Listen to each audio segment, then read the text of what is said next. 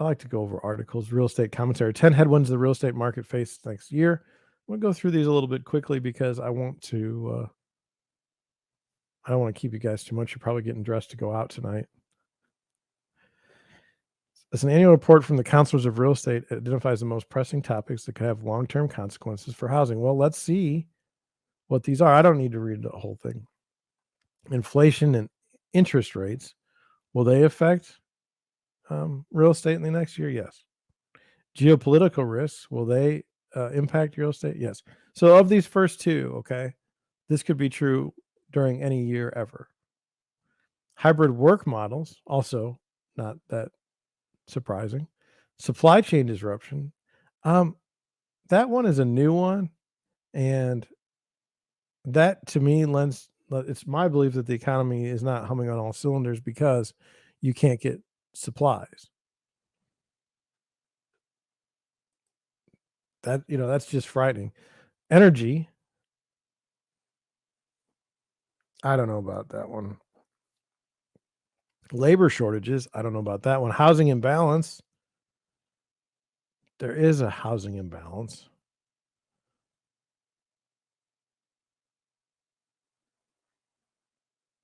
Regulatory uncertainty, absolutely. Cybersecurity, I don't really know about that. ESG requirements, I hate ESG. It's terrible wrong. Terrible wrong. It needs to be banned. Really, really bad. This is a really big problem. FTX has a higher ESG score than ExxonMobil. How'd that work out? I hate it. ESG investing is terrible. Should be stopped immediately. If you live in a state where your pension funds are being, being used in ESG funds, call them and say no. Call the Attorney General and say, nope, get us out of this. Terrible, terrible plan. Moving on. I thought this was kind of funny as an agent.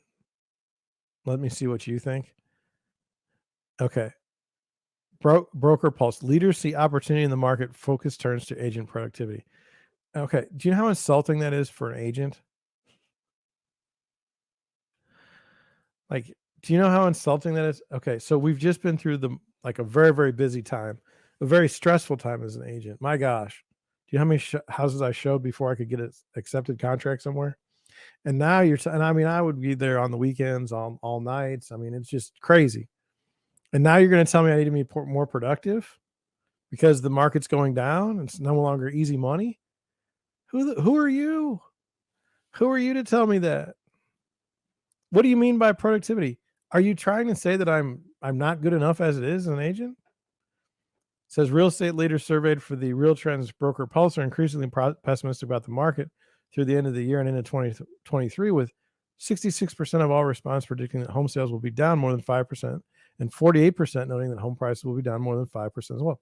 Look, if houses go down 5%, you won't even notice it. That's number one. And number two, you have to understand that the real estate market is what it is. You're going to have good days and bad. I could do very well in a bad market. I could do very bad in a good market. I think I proved that in this last one. It says, however, so the narrative to me is, oh, now that we're not as busy, you need to be more productive. However, regardless of what happens in the market, brokerage owners are looking to beef up market share, hone in on providing value, and increase agent training, improve productivity. The Real Trends Broker Plus requests surveys from 19,000 real estate brokerage leaders around the nation on market trends, broker opportunities, and challenges. Of the 175 completed surveys, so they sent out 19,000 and they got back 175. 29% were from the Southeast, 21 for the Southwest, 23 from the Midwest, and 17 from the Northeast, and 10% from the Northwest. Weird. Okay. It says recruiting high producers and increasing productivity remain key. Despite the pessimism around house prices, home prices, and sales, some 37% of all those surveyed were neutral about the next 3 months, and 33% were optimistic. Well, they're just crazy. It's likely from leaders who immediately made changes to operating budgets and clearly outlined how they would find success in today's market. Part of that business outline, increasing per agent productivity, is key for many brokers who also mentioned it as their greatest challenge in the survey. So we really want our agents to be more productive, but it's really, really hard. REMAX and EXP both cited recruiting more productive agents. Recruiting better agents is a lot easier than making more productive ones in-house. And helping current agents boost their transactions were key initiatives in 2023. We're training our agents on dialogues regarding the actual stats in our community, which we've extracted from our MLS for each town by month and quarter this year. Months ago, we updated social media, web pages, and marketing materials to handle today's changing market. We're also training agents on how to ask for referrals from past clients and customers with thank you notes as well, and well wishes, which is something we do annually. So it boils down to literally doing the real estate business. That's broker productivity. That's agent productivity. Just doing the regular real estate business. It says many of the leaders surveyed are excited about the potential that comes with a slower market. This is such garbage. Such garbage. When asked about opportunities brokers plan to leverage, comments such as reducing fees to squeeze out competitors and recruiting agents from traditional models, increasing mid-tier agents into higher producers, supporting and growing teams from 50 million and up, and creating a second referral company for agents to hang their license without incurring MLS and other fees, aggressive recruiting, rolling in smaller brokerages, expanding globally, and developing a company lead program for higher margins per deal were other strategies mentioned by leaders to capture market share. It says whenever it comes to challenges, the survey rules is that increasing per agent productivity is the biggest challenge. That hasn't changed from last quarter.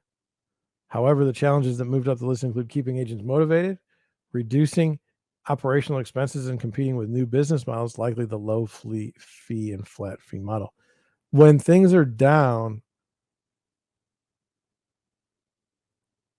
I don't know, the flat fee model is what it is. I don't really care. I'm not doing it. A brokerage owner with 50 agents questioned how he can retain agents who choose to leave for a less expensive business model. People stay because they believe there's a value. Then in Florida, the woman agreed. We ask our most loyal agents, what is the most valuable thing to you today? And we ask this frequently, what do they like and what do they value? In the form, she told the audience how she met with one agent who told her he was leaving for more money, but they were actually lowering his split, but giving him a bonus. So I did the math with him. He stayed. That's because it's not always about the money, but when it is, you must be able to articulate the intangibles that you offer and not just split. I know of an office in St. Louis. I'm not going to tell you the brand or anything like that. The people in the office, the average age might be 90. When you ask one of the ladies, like, why don't you come work for me at my brokerage? They'll be like, but I like the coffee here. They literally do. They literally go in every day. They all know the contract backwards and forwards because that's all they talk about because they're not doing any business, and they drink coffee and they like the coffee there. What are some other challenges? That's always good to know. Increased regulation, interest rates, and inflation. How you put those three things together is silly. Those are all challenges, but they're all individual, not one.